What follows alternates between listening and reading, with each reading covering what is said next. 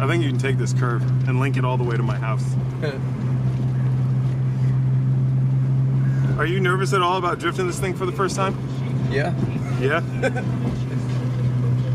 Have you tried to like break the rear end loose on it yet at all, or no? Just a little bit around this turn. That it's actually just there's a light like right near the apartment, and that's about it. I think that I remember. But so really, no, I have not.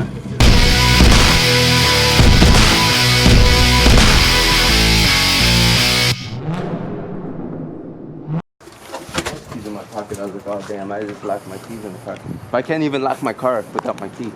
So I think they did like that, so you can't lock your keys in the car. And I don't have a clicker. Yeah. You notice I put my things on right there to hold my bumper.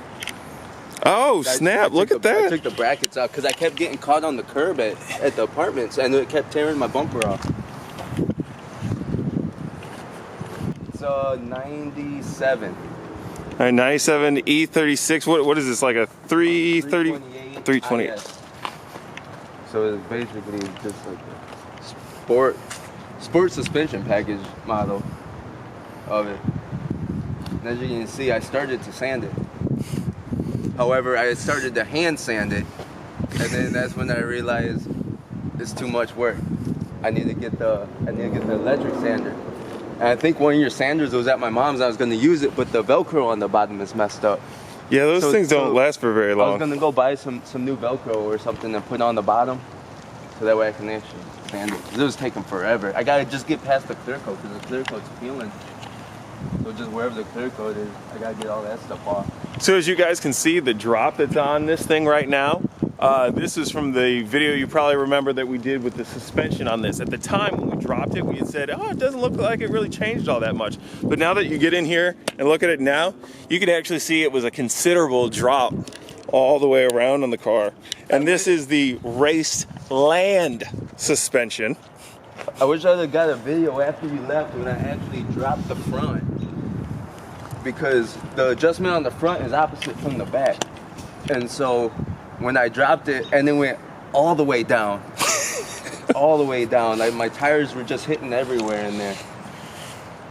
Yeah, there is like, dude, look at that. There's like no gap really here at all. The back's lower, but I think the back actually, I think the height is the same front to back, but there's more room up front.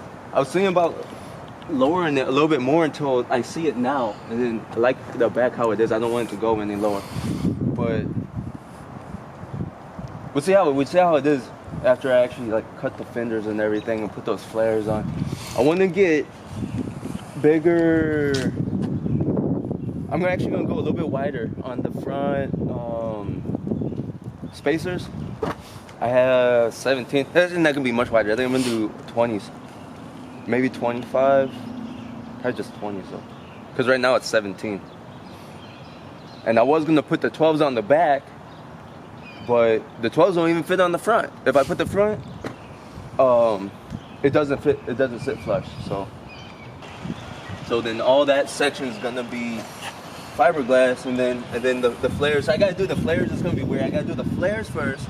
I gotta make a mold of the flares, make a copy of the flares, then put that on, then make a mold of all of that, then pull that off, and then do that on both sides, and then make the part from that mold. I'm gonna do some vents. I found some vents that I like. On the fenders or on the hood? No, on the hood. They're come like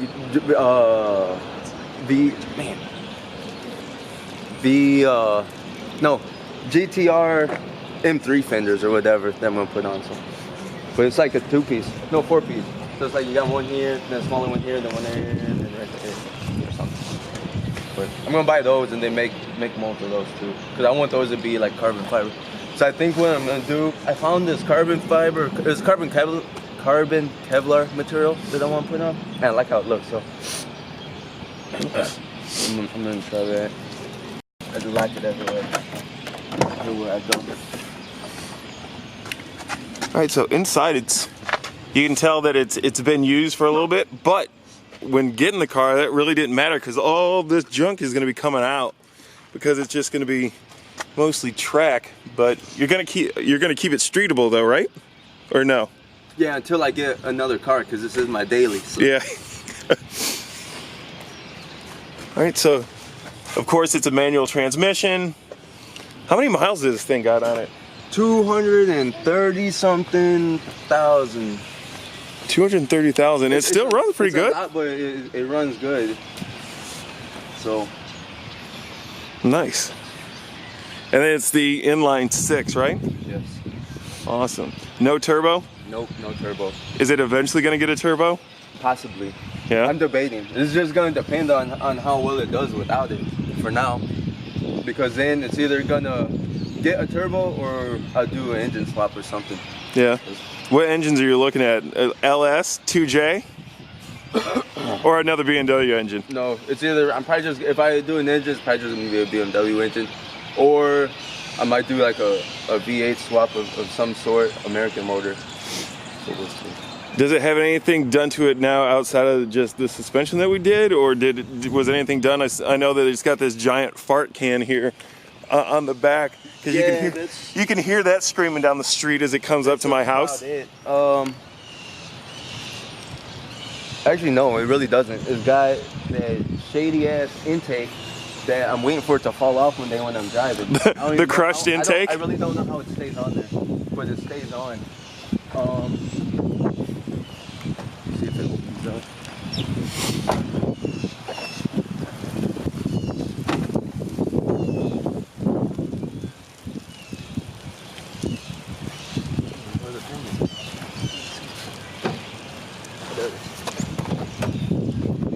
I gotta get new things. This shit almost fell on my head one day. It's like this, like look. It just hangs there. And then this like barely even fits on here. So I don't know how it stays on, but it stays on. So it runs really good when it's cold out.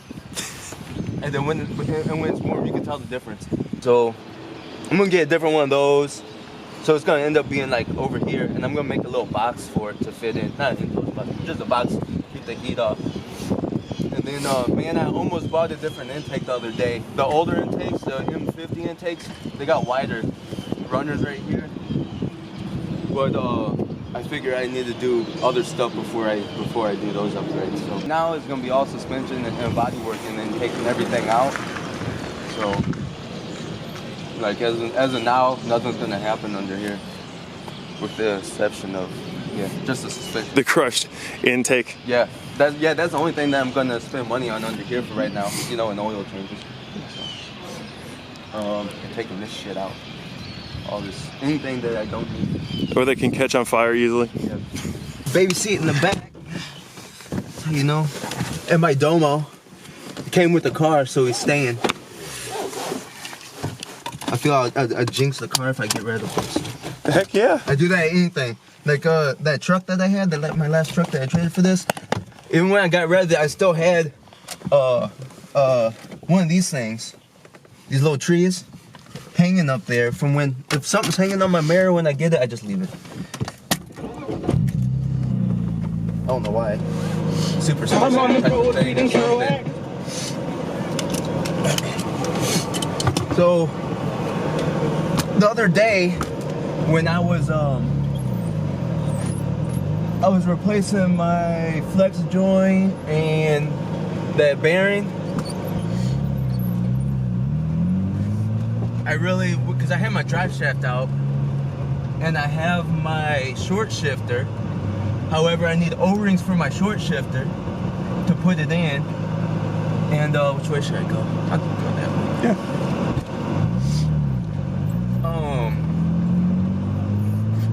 Everything was just accessible right there. Like the linkage and everything. And I was like, man, I really wish I had everything to put it on. So now next time I do it, it's gonna be more of a pain to get to it. Ah, you threw that power. What does this thing have stock? Like what, like 170? Horsepower? Yeah? Or is it more than that? No, it's more than that. It should have been like, man, man, somewhere around like 200 something. It's supposed to be like 190, 193. I don't know if that's engine horsepower or wheel horsepower. It's supposed to be like let's say 193, I think is the number.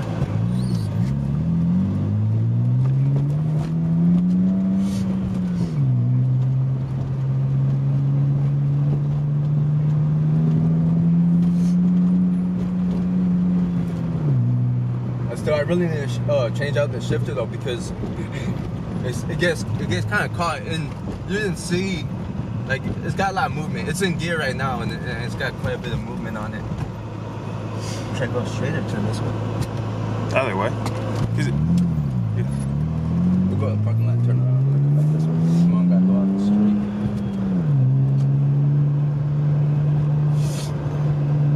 But overall, I mean, it handles pretty well. My steering wheel is way off now that I dropped it. Way off this way. It used to be off that way, and then I swapped my wheels around, and then now it's off this way.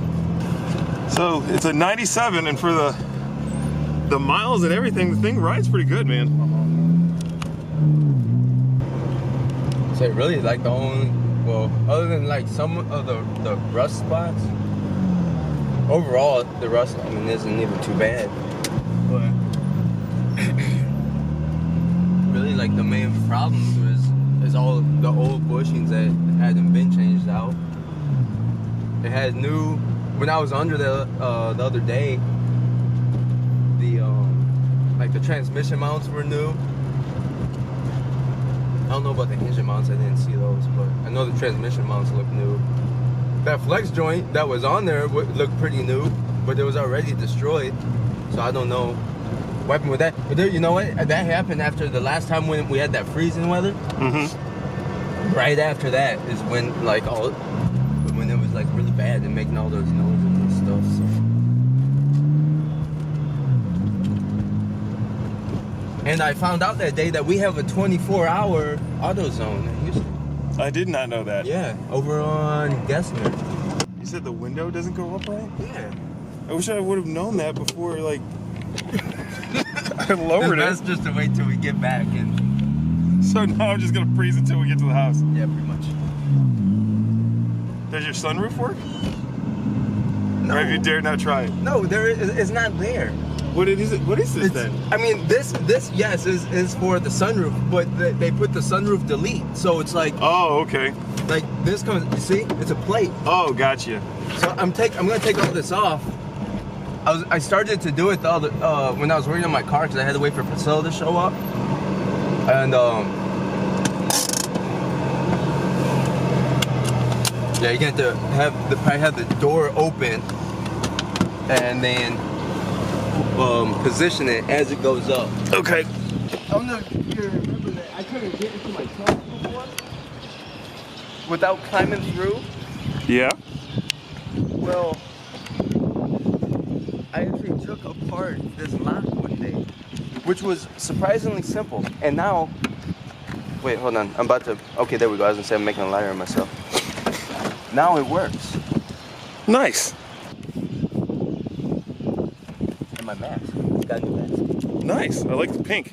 Yeah. We didn't have a whole lot of options for filters for this thing. So, Nice. all this stuff. I'm gonna take all this stuff out.